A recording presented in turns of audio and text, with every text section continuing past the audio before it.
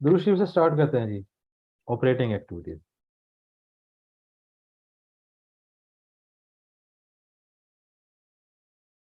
ये स्ट्रक्चर है जी, इसको समझें जरा, इसके लॉजिक को समझें। देखें, मैं जब प्रॉफिट बिफोर टैक्स पकड़ता हूं इनकम स्टेटमेंट से, क्या मुझे बताएं इसमें जितना प्रॉफिट है क्या सब कैश है? प्रॉफिट बिफोर टैक्स जो है क्या इसमें सारा कैश है?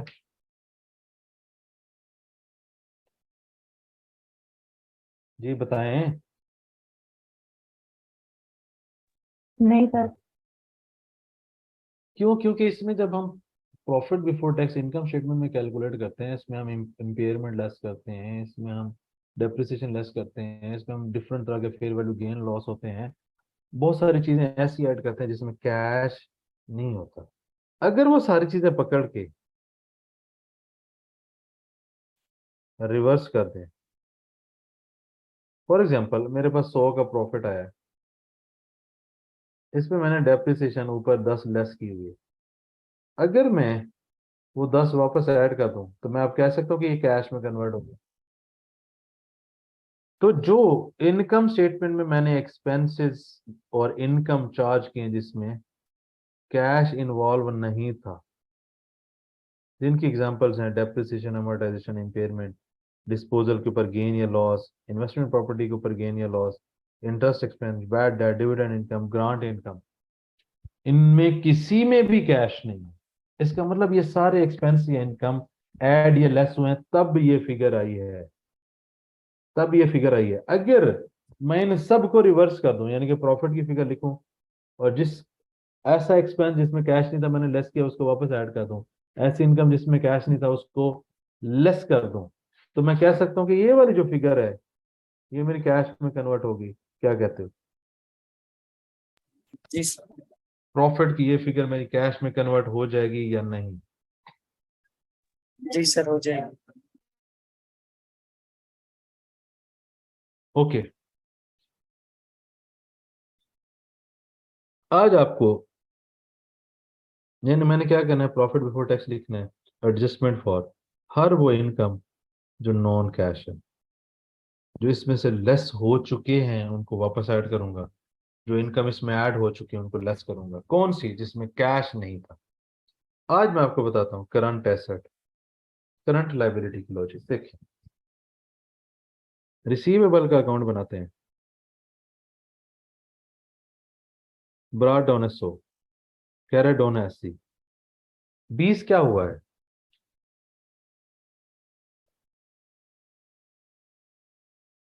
20 ये क्या हुआ है? हम्म, बताओ जरा। पैसे आए हैं सीओपी के अगेंस्ट। पैसे आए हैं,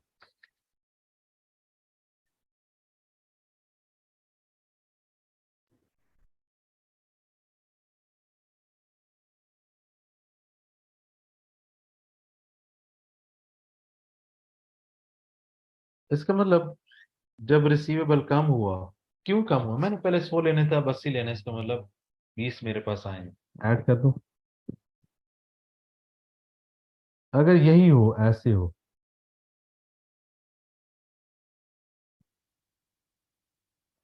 20 रुपए की सेल हुई जो इसमें शामिल है, बट पैसे नहीं आए, लेस कर दूं। सेल्स में शामिल होगा ना रिसीवेबल। Yes sir. तो आज के बाद आपको ये पता होना चाहिए कि अगर एसेट, ये एसेट का रूल याद रखना, एसेट का रूल याद रखने का, अगर वो कम हो रहा है तो पैसे आए, ऐड कर दो, ऐड कर दें, ऐड कर दें।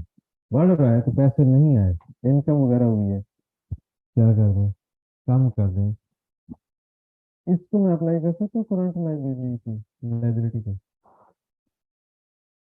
यानी कि आप अगर एक एसेट की एक लॉजिक सिर्फ रिसीवेबल की याद रख लें, ये कम हुआ है, ऐड करना है, बढ़ेगा तो लेस करना है, एसेट होगा तो ये दोनों रिवर्स हो जाएंगे। ऐसे ही होता है ना, वाइस वर्सा। इस वर्किंग कैपिटल में मैं आपको बता दूं, all current asset and current liabilities आएंगे except interest payable, dividend payable, tax payable. Except इनका अलग से सेपरेट ही अकाउंट बनेगा। इसका मतलब सारी जो करंट एसेट करंट लायबिलिटीज में चीजें हैं, इन तीन टी अकाउंट्स के अलावा उनका इंक्रीज डिक्रीज यहाँ पे आएगा, जिसकी मैं लॉजिक आपको समझा देता हूँ। हमने इंटरेस्ट और टैक्स का डिविडेंड टी अकाउंट पढ़ा हुआ है, एक्चुअल में जो पे होगा वो यहाँ पे आ जाएगा। जी, किसी को आज लॉजिक को गलती से समझ तो नहीं आई? सर एक दफा रिपीट कर दें, समझ नहीं आया। क्या समझ नहीं आया? ये करंट एसेट करंट लायबिलिटीज वाला, ऑल एक्सेप्ट ये वाले। यहाँ पे जो आएगा ना, देखो करंट एसेट करंट लायबिलिटीज में मल्टीपल अकाउंट्स होंगे, ये अकाउंट नहीं यहाँ पे पुट करने, इनके अलग टी अकाउंट बनाने हैं इस तरह की जगहों के लिए। सही। इंटरेस्ट और टैक्स यहाँ पे आ जाएगा, डिविडेंड फाइनेंसिंग में आ जाएगा, वो यहाँ पे आएंगे। यहाँ पे कौन से आएंगे? इन तीन के अलावा जितने करंट एसेट और करंट लायबिलिटीज हैं सारे आ जाएंगे। जी हों 10। ये तो समझ आ गई। हाँ जी, हसनैन एसेंस। साद भाई बताएं, आज गलती से लॉजिक समझ तो नहीं आई कि हम क्यों करते हैं ऐसा, ऐड लेस क्यों करते हैं? जी सर, अब समझ आ गई। पहले तो बस एड लेस ही करते थे, अब समझ आइए कि क्यों करते हैं। हाँ जी, एहसन एहसन भाऊ। Yes sir. हसनैन गद्दार। जी सर, मैं तो आया ही लेट हूँ सर आज। मैं सर आया ही लेट हूँ। Okay, Numan. Yes sir, clear है। Okay, Saifullah Tahreem. Yes clear है सर।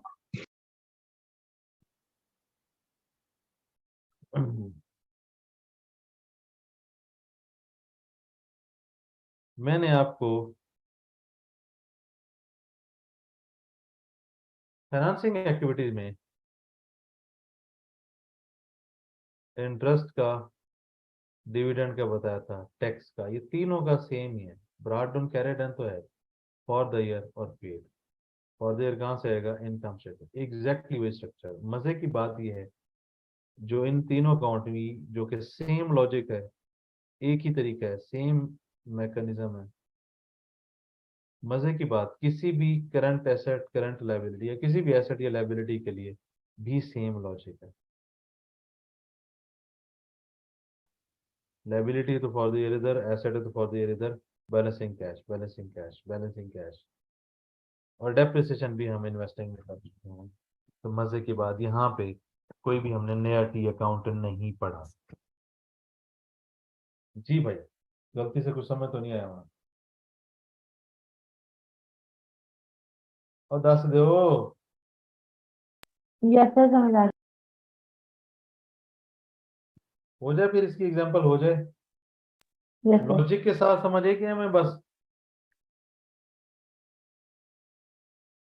नहीं सर, समझ आ गया। अब हम ऑपरेटिंग एक्टिविटी में इनडायरेक्ट का करते हैं एक सवाल।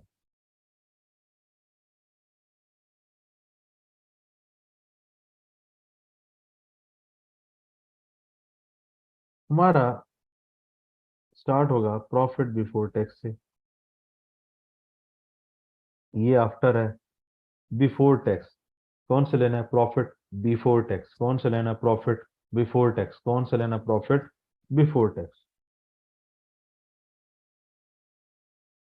इनकम स्टेटमेंट में अगर मैं पढ़ना शुरू करूं, मुझे इनकम स्टेटमेंट में प्रॉफिट बिफोर टैक्स से ऊपर तक क्या चाहिए? ऐसी चाहिए चीजें चाहिए जो नॉन कैश हो। सेल नॉन कैश नहीं है, ये नॉन कैश नहीं है, नॉन कैश नहीं है, ये आ गई डेप्रिसिएशन। एडजस्टमेंट डेप्रिसिएशन 25,000 मैंने लेस किया होगा, मैं इसको ऐड करूंगा। इंटरेस्ट का टी अकाउंट बना लो पाए, फॉर द ईयर आ गया 50,000। टैक्स, चूंकि प्रॉफिट बिफोर टैक्स लिया है इसलिए इसका सिर्फ टी अकाउंट बनाएंगे, फॉर द ईयर 40,000। इसका मतलब है आपने इनकम स्टेटमेंट देखनी है, नॉन कैश इनकम या एक्सपेंसेस, जैसे इम्पेयरमेंट है, जैसे डिस्पोजल का गेन या लॉस है, इन्वेस्टमेंट प्रॉपर्टी का गेन या लॉस है, अमोर्टाइजेशन है, डेप्रिसिएशन है, सारी चीजें नॉन कैश हैं। मुझे इसमें से मिली हैं दो चीजें, डेप्रिसिएशन और इंटरेस्ट, मैंने ऐड बैक कर दिया। इंटरेस्ट का टी अकाउंट बनता है, टैक्स का भी टी अकाउंट बनता है, फॉर द ईयर मैंने, नहीं ये नहीं, फॉर द ईयर टैक्स मैंने 40,000 लिखा है ना, या 50 को क्यों सर्कल किया, अच्छा ठीक जी। इनकम स्टेटमेंट रीड करने का कोई मसला? नहीं सर, क्लियर। मैंने कहा था इंटरेस्ट और टैक्स का टी अकाउंट बनेगा। शुक्रिया sir.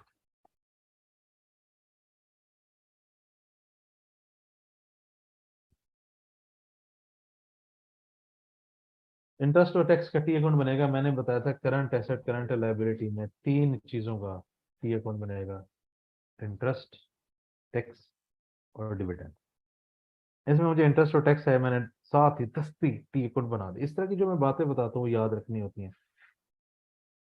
Profit before tax start किया, नॉन कैश यानी कि इनकम स्टेटमेंट से मैं देखूंगा non cash plus interest tax dividend, वो जो चीज मिलेगी उसको मैं टी अकाउंट में ले आऊंगा। टैक्स भी नॉन कैश है, क्यों नहीं लिया? क्योंकि प्रॉफिट बिफोर टैक्स लिया है, प्रॉफिट बिफोर टैक्स लिया इसीलिए टैक्स नॉन कैश में नहीं गया। अगर मैं प्रॉफिट आफ्टर टैक्स लेता तो फिर यस कर सकता था। अब आ जाते हैं जी वर्किंग कैपिटल चेंजेस। याद होगा मैंने आपको बताया, अगर ये बढ़ेगा तो लेस करेंगे, कम होगा तो ऐड करेंगे। इसको तो लिखने का तरीका, क्लोजिंग पहले लिखना आपने, 219, 233, 14,000। क्या हुआ है? कम हुआ है तो ऐड करेंगे। इन्वेंट्री बढ़ा है तो लेस करेंगे, क्लोजिंग पहले लिखें फिर ओपनिंग लिखें। ट्रेड पेबल, एसेट अगर बढ़ता है तो कम होता है, अगर ट्रेड पेबल बढ़ेगा तो ऐड होगा। जो एसेट की लॉजिक है वो इसकी रिवर्स हो जाएगी लायबिलिटी के केस में। अक्रूड वेजेस एंड सैलरी, हाँ जी, कितना है? 3,000।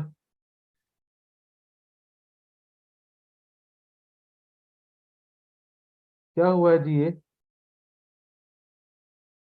कम हुआ है, और ये क्या है? पेबल है। कम होने का मतलब लेस करना। इंटरेस्ट ओपनिंग आ गया जी, इंटरेस्ट ओपनिंग आ गया 30,000, क्लोजिंग, फिर टैक्स 52,000, क्लोजिंग,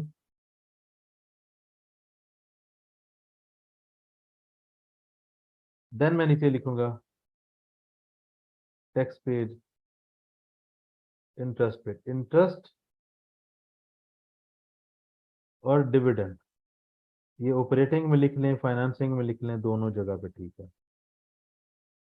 कितना जी? ये 80 में से ये 35, इंटरेस्ट पेड है जी 35,000, ये है जी 52 में से 49,000, टैक्स पेड है, net cash flow from operating activity. इसके कितने सेगमेंट्स हैं? इसके 3 सेगमेंट्स हैं ऑपरेटिंग के। प्रॉफिट बिफोर टैक्स से आप स्टार्ट करोगे, मैं अब ये कुछ क्रक्स बताने लगा हूं, बहुत ध्यान से सुनो। Profit before tax, before before before tax से पहले लेते हैं, इसलिए टैक्स नॉन कैश में नहीं आता। प्रॉफिट बिफोर टैक्स स्टार्ट करेंगे, पहली बात।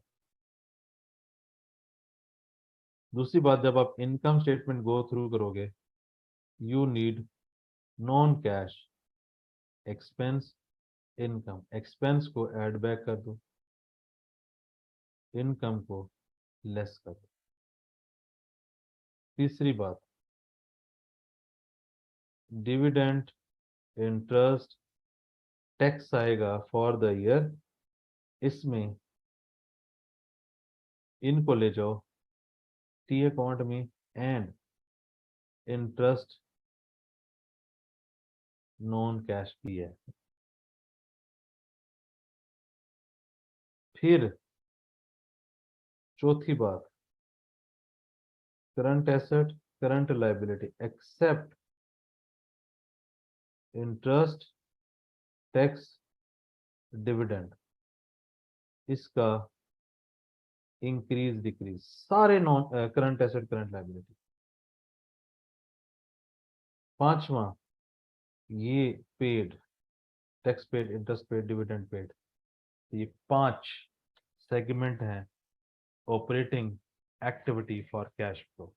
इसके बाद भी अगर किसी को लॉजिक समझ नहीं आई, याद नहीं हुआ, रट्टा नहीं लगा, तो फिर मैं उसके लिए दुआ कर सकता हूँ। जी भाई, कोई कंफ्यूजन? हाँ भाई, साथ साहब, कोई जादू के चांसेस नजर आए कैश फ्लो खत्म होने वाला? बेहतरीन हो गया सर, हसनैन, जैसी उम्मीद थी वैसा ही हो गया, मतलब क्लियर हो गया। चलो जबरदस्त हो गया। हसनैन भाऊ, क्लियर है सर। बस यार, मनहूस आदमी। Iqra, Ehsan, ji Yes, sir. Sir. Numan, Saifullah,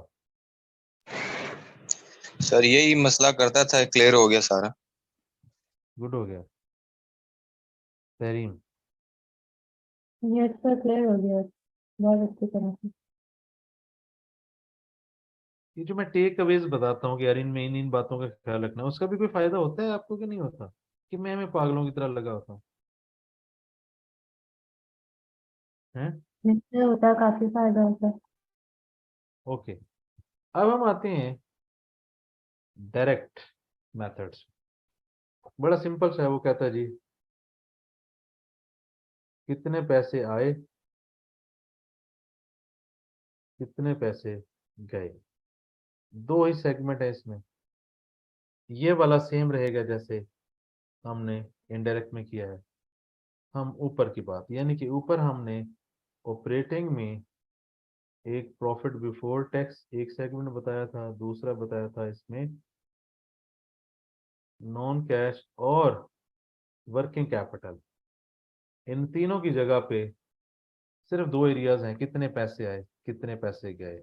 then नीचे tax paid interest paid dividend paid, ये रहेगा सेम जैसे होता है। ओके, इसका मतलब ये आ गया कितने पैसे आए कितने पैसे गए। कितने पैसे आए कहाँ से आए होंगे, कस्टमर से या कोई भी इनकम।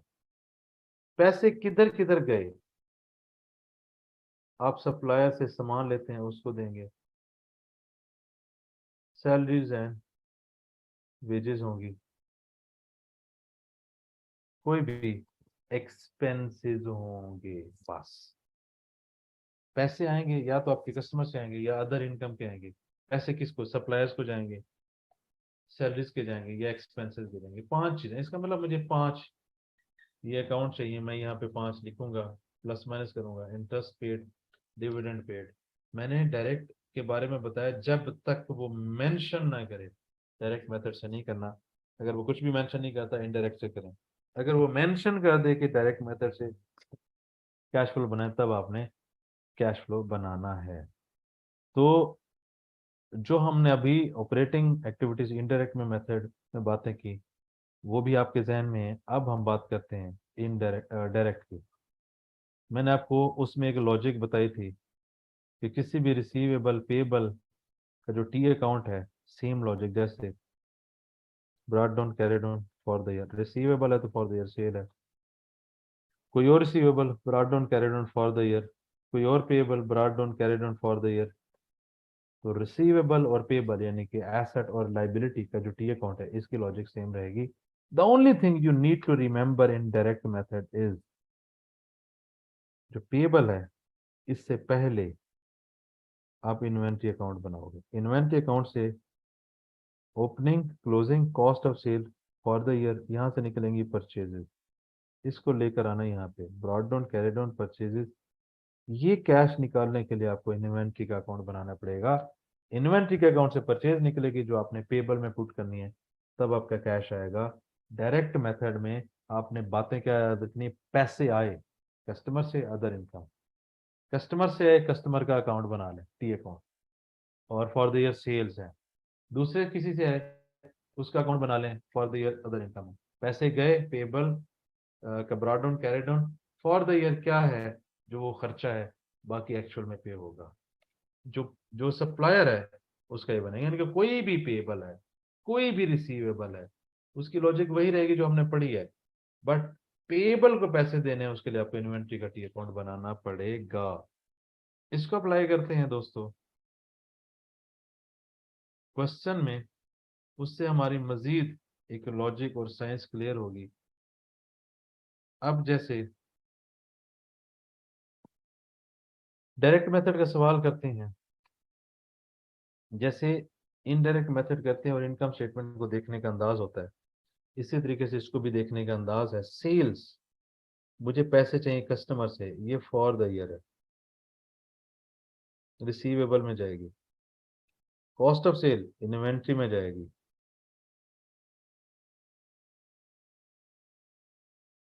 नहीं cost of sale debit inventory credit यहाँ पे आएगी। ये होगा ये हो गया, इसका मतलब है receivable inventory wages and salaries. कोई भी देखें आपने, मैंने कहा 5 चीजें याद रखें, पैसे आए कस्टमर से आए होंगे सेल्स, अदर इनकम इसमें नहीं है, या कस्टमर से आएंगे या अदर इनकम पे आएंगे। पैसे किसको गए, पेबल को, उसमें कॉस्ट ऑफ सेल यूज होना है, सैलरीज हैं, other expenses, that's it. 5 heads. जब भी आपने डायरेक्ट मेथड का करना है, पैसे आए में मैं लिख देता हूं आए, कस्टमर, अदर इनकम 1 2, गए सप्लायर, सैलरी, एनी एक्सपेंसिव। अब जब मेरे जहन में ये 5 बातें होंगी, पैसे आए, अच्छा सेल्स रिसीवेबल, पैसे गए कॉस्ट ऑफ सेल इन्वेंट्री, क्योंकि इससे मुझे मिलेगा पेबल। ओके, कोई भी एक्सपेंस, ये तो सैलरीज है, ओके सैलरीज में आ गया, wages and salaries for the year कितना है,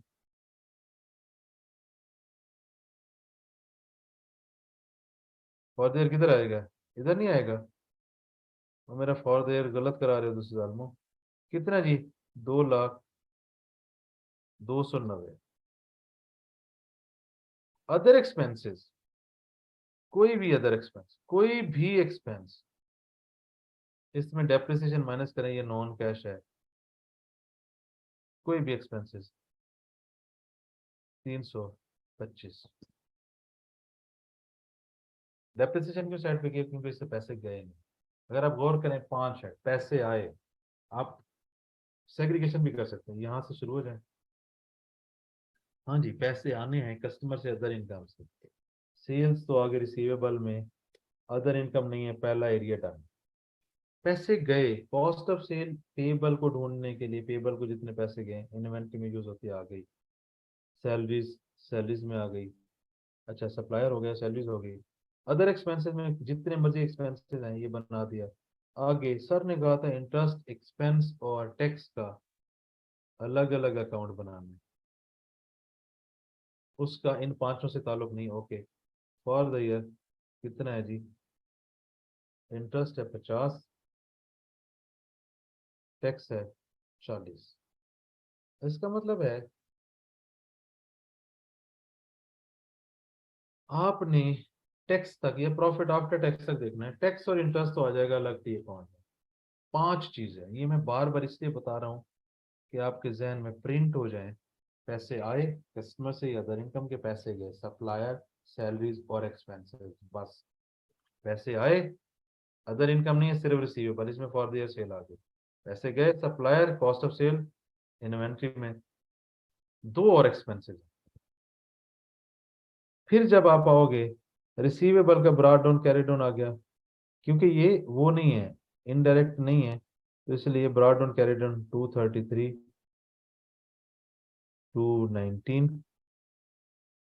inventory brought down 118, carry down 124। Trade payable payable payable payable brought down, trade payable का brought down 102, carry down 125।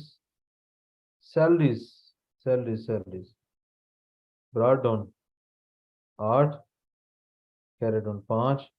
Interest 30, carry down 45। Tax 52, carry down 43। ये आ गया। मैं पहले आसान वाला कर लेता हूँ। टैक्स पेड, इंटरेस्ट पेड, 80 में से 55, 49। अब मैं आ जाता हूँ जी, receipts from customer, other income है नहीं। Payments to supplier, payment to salaries and wages, payment to other expenses. Okay, यहाँ पे सीधा सीधा मेरे पास आ जाएगा कस्टमर से जो है। इन्वेंट्री को हल करूंगा, यहाँ पे निकलेगा परचेजेस। लेफ्ट से इधर है कैलकुलेटर मेरा, 400 प्लस 124 माइनस 118, 406। यहाँ पे आ जाएगा परचेजेस 406, 383। रिसीवेबल में 233 प्लस 82 माइनस 219, 1294।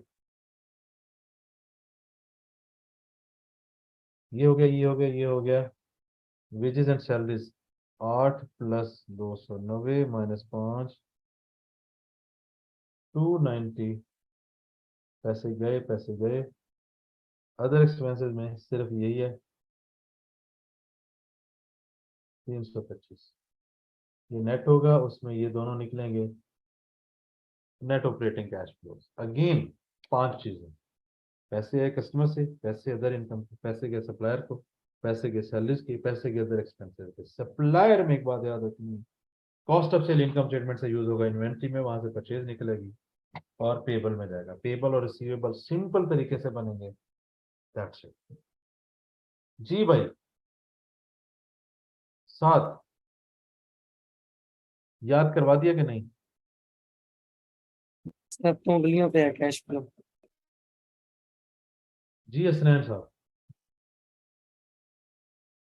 यस सर, सब याद हो गया। इकरा, जी सर क्लियर है। एहसन, जी सर क्लियर है। तरीम, यस सर, बहुत आसान हो गया।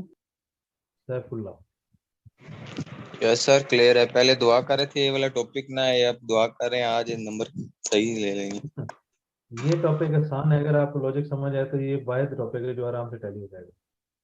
नुमान, यस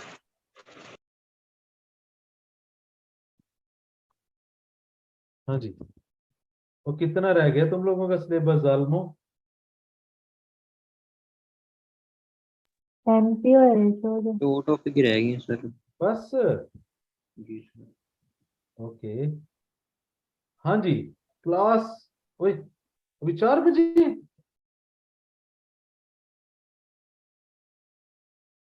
ਤੁਹਾਨੂੰ जल्दी होंगी कि मैनू जल्दी होंगी है? सर लगता है आज आपने जल्दी थोड़ी शुरू की। क्या चीज? मैं 3:40 का सोच के बैठा हुआ था सर शुरू करेंगे। आज आपने 327 पे शुरू कर दिया। बात थी यार, नहीं 3.5 मैंने शुरू कर दिया करना है, क्योंकि मुझे पता लग गया है 5-6 ही आते हैं। अच्छा जी, आप मुझे बताएं दोस्तों, भाइयों और बुजुर्गों, कि किसी को कैश फ्लो में कोई डर लग रहा है तो बताएं। डायरेक्ट इनडायरेक्ट याद हो गया कि नहीं, ये बताओ।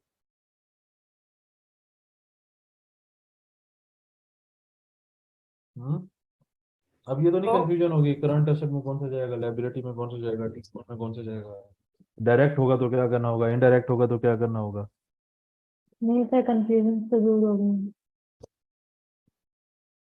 जी बताएं जी, डन हो गया। जी सर, बेहतरीन हो गया। चले जी क्लास। हाँ जी, साथ साहब कोई जादू है कि नहीं।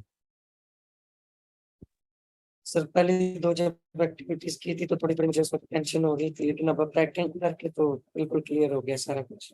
पिछले में भी जो कंफ्यूजन थी वो भी सारी निकल गई। हाँ जी, गद्दार हसनैन। ये सारा क्लियर हो गया है, काफी अच्छा हो गया। ठीक है जी, फिर अयाशी करते हैं। अब हमारे रह गए 2 टॉपिक दोस्तों। कौन से बोला, एनपीओ और रेशियो। एनपीओ हो जाएगा 2 दिन में, ठीक है। क्या तारीख हो जाएगी, आज 9। 11, ठीक है। 14 और 15, 2 दिन, ठीक है, सही है। 15 को भी खत्म हो जाए तो सही है, क्या कहते हो। यस हम्म सर, ठीक है 15 तक। समझ आनी चाहिए ना, हम कोई उस तरीके से वो नहीं कर रहे हैं ना, टपा नहीं रहे हैं, हम कह रहे हैं कि बस अच्छे से करना है, समझना है, यस लॉजिक क्लियर करनी है, की पॉइंट्स में बता रहा हूँ, शायद बता रहा हूँ मेरे ख्याल में। यस सर, एनपीओ दोनों बार आया है, इसका मतलब है कि उसका तो पक्का ही है ना, खुद पक्का करना भी है। हाँ बस ऐसे उम्मीद तो नहीं कहना सारा सिलेबस रेडी करना पाया ना। सर जी पक्की बात, इसको एनपीओ नहीं आता हसनैन भाई को। नहीं यार, आता है थोड़ा सा, बस इशू है, वो सर कर लेंगे आप। सर मुझे अरे तो बिल्कुल सर सर दो तीन एनपीओ दिन हो गए ये हाँ सही में। 2-3 दिन हो गए ये कह रहा है एनपीओ पे 2-3 दिन लगाने हैं, 2-3 दिन लगाने हैं। ये मरने वाला है, एनपीओ जो है ना इसको मार देगा। अच्छा जी, अब कैश फ्लो में बच्चों, एक तो ये मैंने 2 सवाल करवाए ऑपरेटिंग के। अब ये तीनों सवाल ना ए टू जी दोबारा करने हैं। पूरे सवाल को ध्यान में रख के, अच्छा ये हेड है, ये उधर जाएगा, ये उधर जाएगा, ऐसे प्लेसमेंट।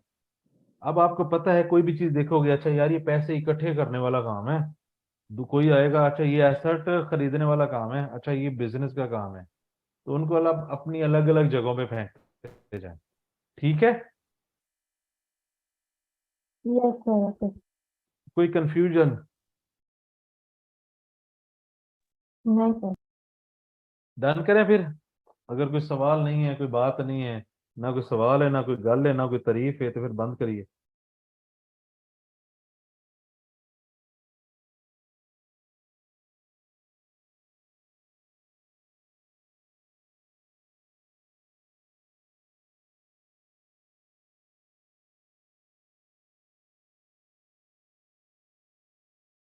ठीक है भाई,